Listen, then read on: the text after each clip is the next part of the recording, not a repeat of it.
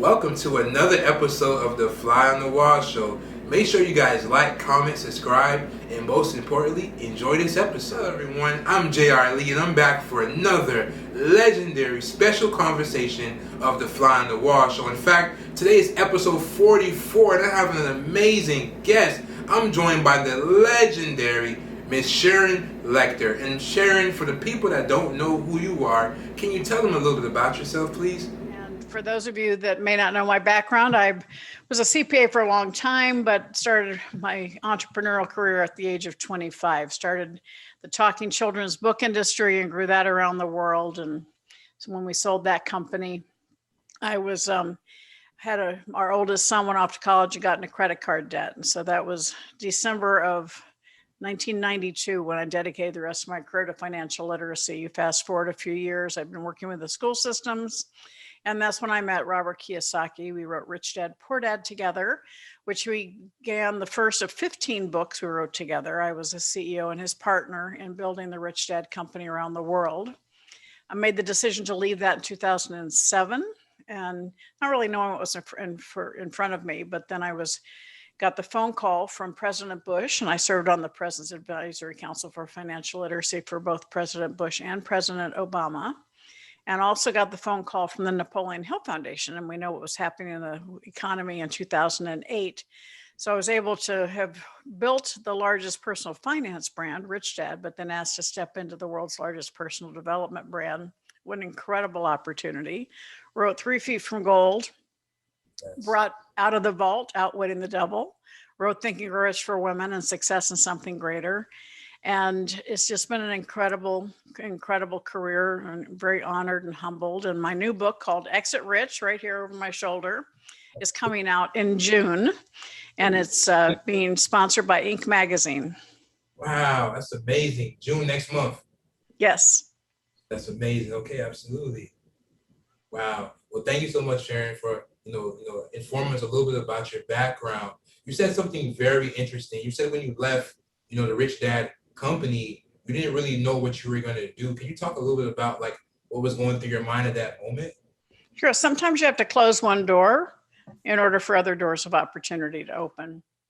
And had I still been at Rich Dad, I wouldn't have gotten the call from President Bush. Had I still been at Rich Dad, I most certainly wouldn't have gotten the call from Napoleon Hill Foundation. And so sometimes you have to stand in your own truth and know when you're no longer aligned. My partner and I were no longer aligned in what we wanted to do. He wanted to go into franchising, which I didn't agree with the model. And so I had a tough decision to make. And so it was the height of our success. We were making millions of dollars every single month, but it was no longer a good environment. And so I made that decision to step away from it. And sometimes you have to make those tough calls because we only have one life. Yes, ma'am. We can make money, lose money, and make it back. But when time is gone, it's gone. You don't get it back. Absolutely. Thank you so much. That was a very amazing answer. When you're not aligned no more, sometimes you have to close that door. So another opportunity can open up for you. You also said something very important about environment. How important is environment for your life as well as your overall success? Well, Outwitting the Devil, which I mentioned, was a book that was when Napoleon Hill wrote Think and Grow Rich. It spent 25 years writing it. And when he released it, he was frustrated because he said, even though people know what they're supposed to do to become successful, they don't do it. And so in a few short months, he sat down in 1938, because Think and Grow Rich was released in 1937. And he wrote this manuscript called Outwitting the Devil. Now, the title scared his wife to death. She forbid it to be published. He got locked away in the vault for 73 years. It was actually the month we released Think and Grow 3 Feet from Gold that Don Green, the CEO of the Napoleon Hill Foundation, reached out to me and said, I have this manuscript. We don't know what to do with it. And he sent it to me. And I thought it was kind of a hot potato myself. But when I read it, it transformed the way that I think about people and how fear holds us back. And one of the ways it talks about that fear comes from so many different things when we're young people, whether it's education or religion or politics or sex or alcohol, cigarettes, even back then. He talked about that. And that fear keeps us from creating the life we want, that inability for us to take control of our own mind. He talks about drifting. But when he lays out 7 steps to overcome that fear. And one of the most important steps is your environment. Are you putting yourself in an environment where people are holding you back? Are you putting yourself in an environment where people are jealous of you or they're criticizing you? That's hard to keep positive and moving forward. So be careful what you allow in your environment. Surround yourself with people who want you to succeed and be successful, because you want that kind of support, and be a support and a cheerleader for others as well. Absolutely. So thank you so much. Thank you so much for sharing that. And so speaking of environment, so your environment is not limited to just like your surroundings, like where you live and where you travel. It's actually the people in your life as well. It is, absolutely. And it's, whatever you allow in your subconscious mind. Years ago, I used to have the radio, the news playing in the background, and I was tense all the time because of so much negativity in the world. And it was amazing what happened when I turned it off. I don't listen to it anymore. It's like, okay, let's free myself of that negative input. It's like, are you allowing yourself? In fact, when this pandemic started, I launched something called ATMs, kind of a play on the ATM for a bank. I wanted to give you an ATM deposit every single day in your mind. It stands for Abundance, Tips, and Mentorship. You can check it out at atm.sharonlechter.com. But it's a daily message of positivity, a daily message of hope. And every one of them ends with me asking you to say, I am fabulous, because we need to support each other and we need to see what's good about the world, not what's wrong about it. Absolutely, absolutely. Thank you so much. On the topic of Outwitting the Devil, which was a book that took over 70 years to actually be published, I heard that while I was reading, when I was doing some research, that, especially in the book, it talks about, the churches are going to ban this book, the school system are going to ban this book. Can we speak a little bit about that and why you think, or why Napoleon felt that way? Well, I think he realized he, in his own life, he allowed fear to paralyze him. And I think once we recognize it and where it came from, it takes a lot of the heat away from it. And you can say, okay, that happened, and release it.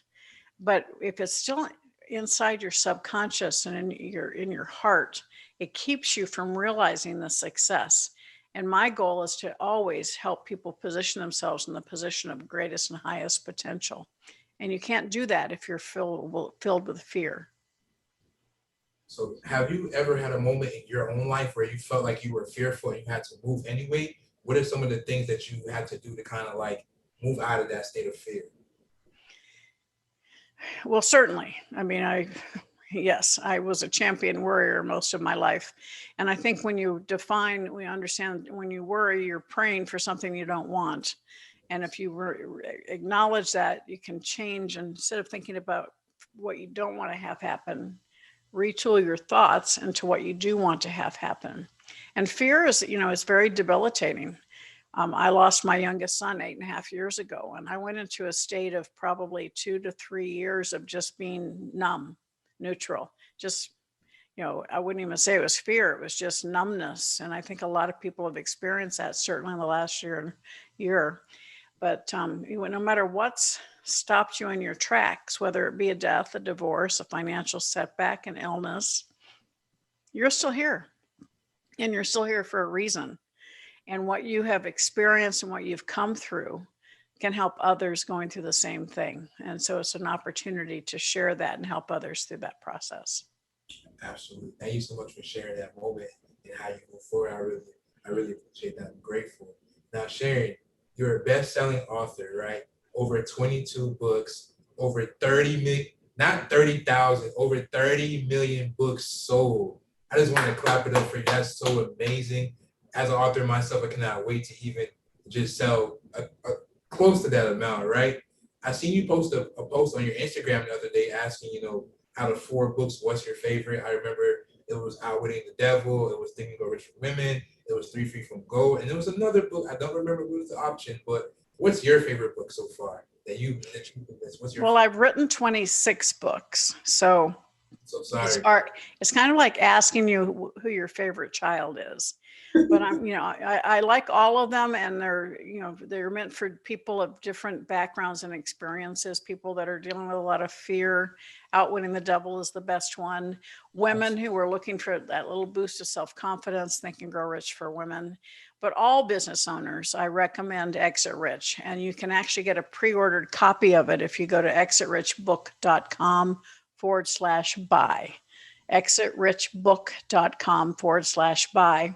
I'll send you a digital copy right away, and then we'll send you the hard copy when it comes out in June, because it talks about not just selling your business, but how you position and strengthen your business with that foundation. I want you to own a business, not a job. Too many people who think they own a business actually just own a job. And it's tiring if you don't put the systems in.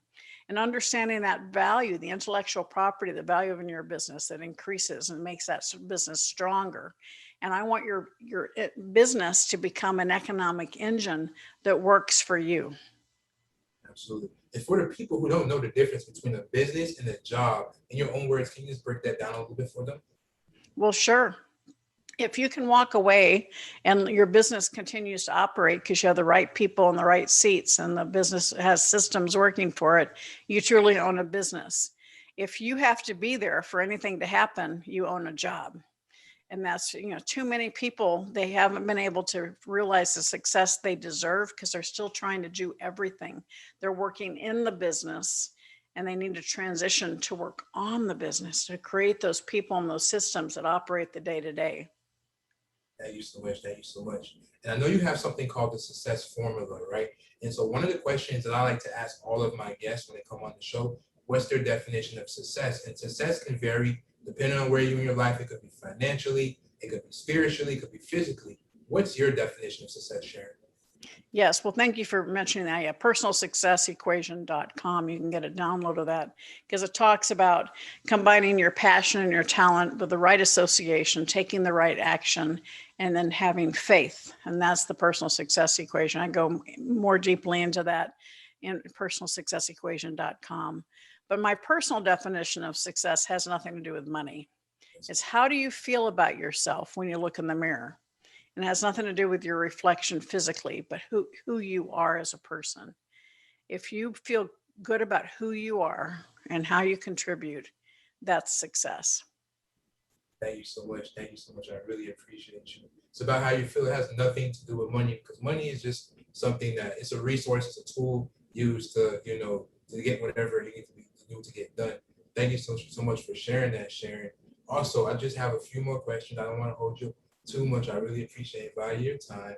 If there was a person that, right now, we're going through everything with, the pandemic and everything, we're kind of recovering, but it's a lot of people still, a lot of fear out there, a lot of people, still millions of people with no jobs. What's some encouraging words that you would tell that person that, is right at the brink of success, but, they're looking at their environment, they're looking at the people around them, they're looking at the media and the news. What's like a piece of advice you would recommend for that individual?